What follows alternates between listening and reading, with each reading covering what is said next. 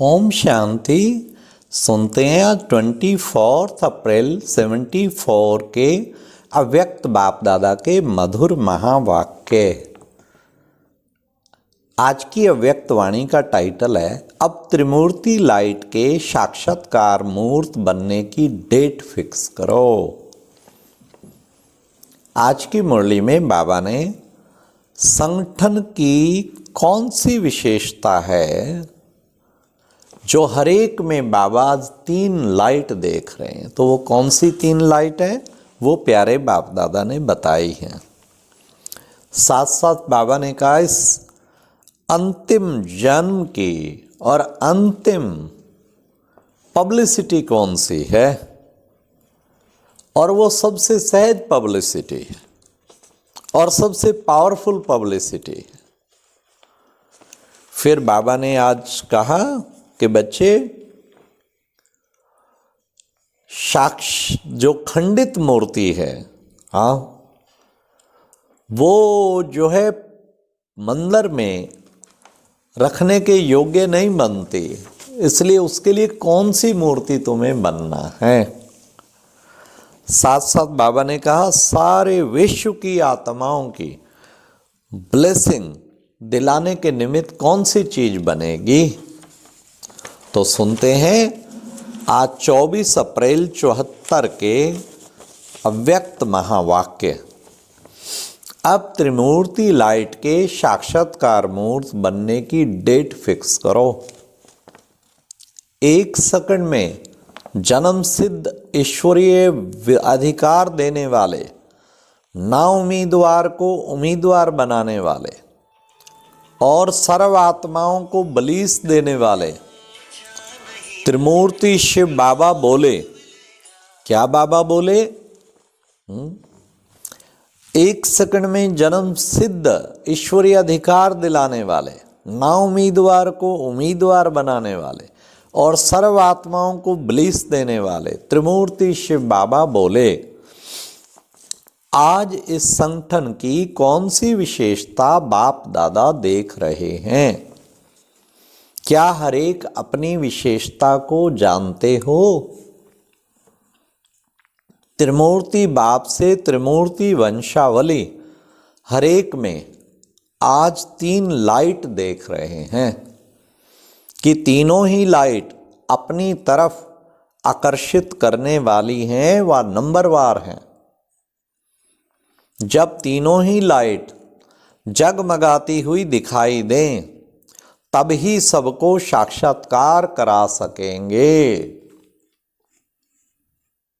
Purity की light, सतो प्रधान दिव्य दृष्टि की लाइट और मस्तक मणि की लाइट, ये तीनों ही संपूर्ण बनाने की मुख्य बातें हैं। तो अपने आप से पूछो कि सदा सतो प्रधान आत्मिक दृष्टि, सदा हर संकल्प हर बोल व कर्म में प्योरिटी की झलक कहाँ तक आई है। क्या सदा स्मृति स्वरूप बने हो? अगर आप में एक बात की भी कमी है तो त्रिमूर्ति लाइट का साक्षात्कार नहीं करा सकेंगे। यही प्योरिटी सबसे श्रेष्ठ और सहज पब्लिसिटी है और यही अंतिम पब्लिसिटी का रूप है जो अन्य कोई भी आत्माएं कर नहीं सकती। विश्व परिवर्तन के कार्य में सबसे पावरफुल पब्लिसिटी का साधन आप विशेष आत्माओं का यही है।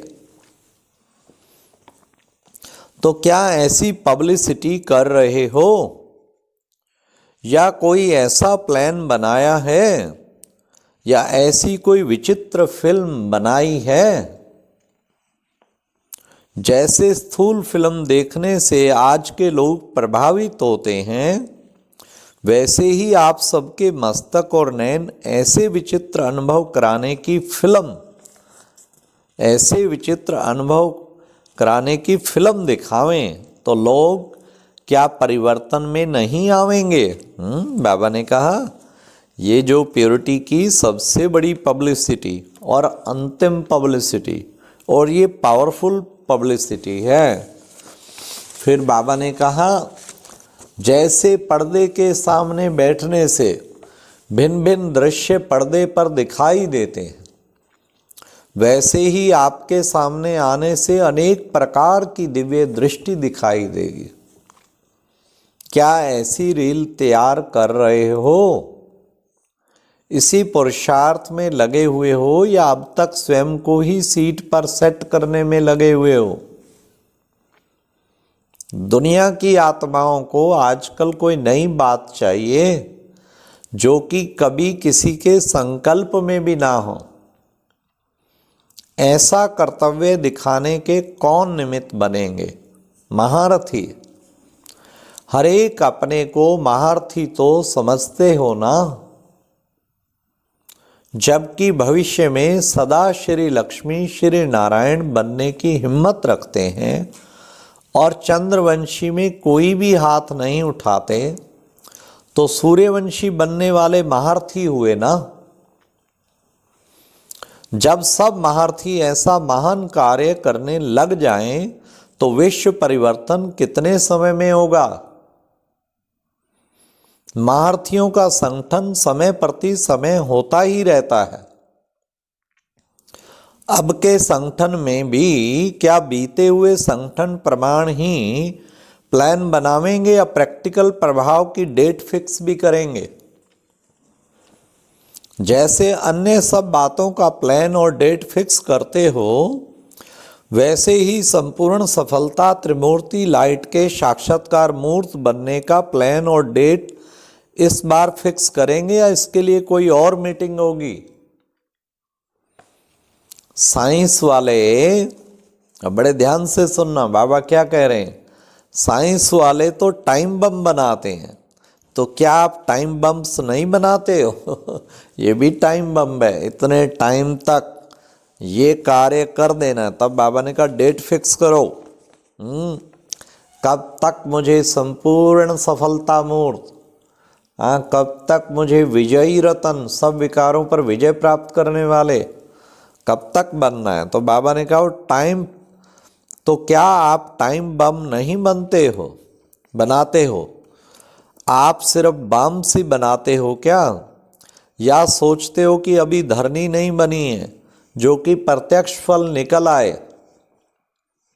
आजकल के जमाने में धरनी का परिवर्तन करना कोई मुश्किल बात नहीं है। कैसी भी धरनी में आजकल साइंस फल पैदा कर देती है।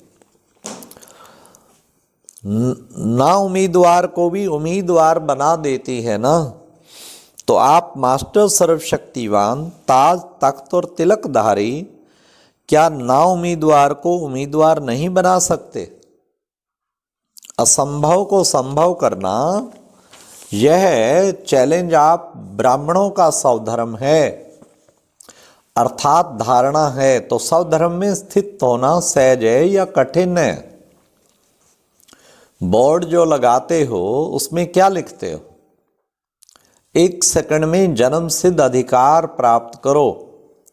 तो जरूर 1 सेकंड में प्राप्त करने का प्लान प्रैक्टिकल में है, तब तो लिखते हो ना। तो यही असंभव को संभव होने का चैलेंज करते हो ना। तो ऐसा फास्ट कर्तव्य कब से शुरू करेंगे? लेकिन बोर्ड के नीचे और भी शब्द लिखते हो क्या? अभी नहीं तो कभी नहीं। फिर तो अब से ही होना चाहिए ना। तो इस वर्ष में कोई ऐसा अनोखा प्लान बनाओ। पहले क्या साक्षात्कार मूर्त तैयार हो? क्योंकि भक्ति में भी नियम है क्या कि जरा भी खंडित मूर्ति पूजा या मंदिर के योग्य नहीं बन सकती और ना ही दर्शनीय मूर्त बन सकती है। ड्रामा का पर्दा खुल जाए और मूर्ति संपन्न नहीं हो तो क्या यह शोभेगा? जैसे श्रृंगार में 16 श्रृंगार प्रसिद्ध हैं, तो क्या ऐसे ही संपूर्ण 16 कला संपन्न बने हो? या समय पर जिस कला की आवश्यकता हो, क्या उस समय वह कला स्वरूप में नहीं ला सकते? यदि स्मृति में आता है लेकिन स्वरूप में नहीं आ पाता तो आपको सफलता कैसे होगी? यदि युद्ध स्थल में समय पर शस्त्र उपयोग में न ला सको तो क्या विजय होगी? पहले स्वयं को संपन्न बनाने के प्रैक्टिकल प्लान बनाओ तो सहज सफलता आपके सन्मुख आ जाएगी। अब तक रिजल्ट क्या देखी है? स्वयं की और अन्य आत्माओं की दोनों की सेवा साथ साथ और सदा रही, दोनों का बैलेंस समान रहे यह दिखाई देता है। दोनों का बैलेंस विश्व की सर्व आत्माओं को ब्लिस दिलाने के निमित्त बनेगी। यूं तो सर्व कार्य बाप का है, लेकिन जैसे अन्य कार्य में निमित्त बने हुए हो तो इसमें क्यों भूल जाते हो? जैसे भक्त लोगों को जब कोई कार्य मुश्किल लगता है तो भगवान के ऊपर रख देते हैं ना। सहज में स्वयं और मुश्किल में भगवान। अब तो बाप ने सर्व शक्तियों का और सर्व कर्तव्यों का आपको निमित्त बना दिया है ना, क्योंकि बाप ने स्वयं को वानप्रस्थी बनाकर आप सबको तख्त नशीन और ताजधारी बना दिया है। जो बाप की जिम्मेवारियां रही हुई हैं वह अब तुम बच्चों की हैं। हाँ, मददगार बाप अवश्य है, लेकिन साकार स्वरूप में और नाम बाला करने में सन सोज फादर है। इसलिए आप सभी जिम्मेवार आत्माएं हो, परंतु साधारण आत्माएं नहीं हो। ज्ञानी तो आत्माएं और विजयी रतन हो, समझा? यह है महारथियों का कार्य। प्रत्यक्ष फल के प्रैक्टिकल प्लान बनाने वाले। सदा विजय हमारा जन्म सिद्ध अधिकार है, ऐसे अधिकार प्राप्त करने वाले, चैलेंज को प्रैक्टिकल में लाने वाले, सदा संपन्न साक्षात्कार मूर्त त्रिमूर्ति लाइट धारण करने वाले, त्रिमूर्ति वंशी, एक सेकंड में तीनों शक्तियों द्वारा साथ साथ काम करने वाले और बाप दादा के सदा साथी। ऐसे महावीरों को बाप दादा का याद प्यार और गुड नाइट। आज बाबा ने गुड नाइट। अच्छा, ओम शांति। तो मुरली का सार क्या निकला? स्वयं में देखते रहो सदा स्मृति स्वरूप, सदा सतो प्रधान आत्मिक दृष्टि, सदा हर संकल्प और बोल कर्म में प्योरिटी की झलक कहाँ तक आई है, तभी त्रिमूर्ति लाइट का साक्षात्कार करा सकेंगे। तो बाबा ने कहा बस खुद को बना लो पावरफुल। हाँ, साक्षात्कार मूर्ति तैयार हो। खंडित मूर्ति तो मंदिर में शोभेगी नहीं। और बैलेंस रखो तो फिर क्या होगा? सेवा के साथ सवंती का भी बैलेंस, फिर ब्लेसिंग, सारे विश्व की ब्लेसिंग मिलेगी। और संपन्न बनने की डेट फिक्स करो, ये कहा बाबा ने। अच्छा, ओम शांति।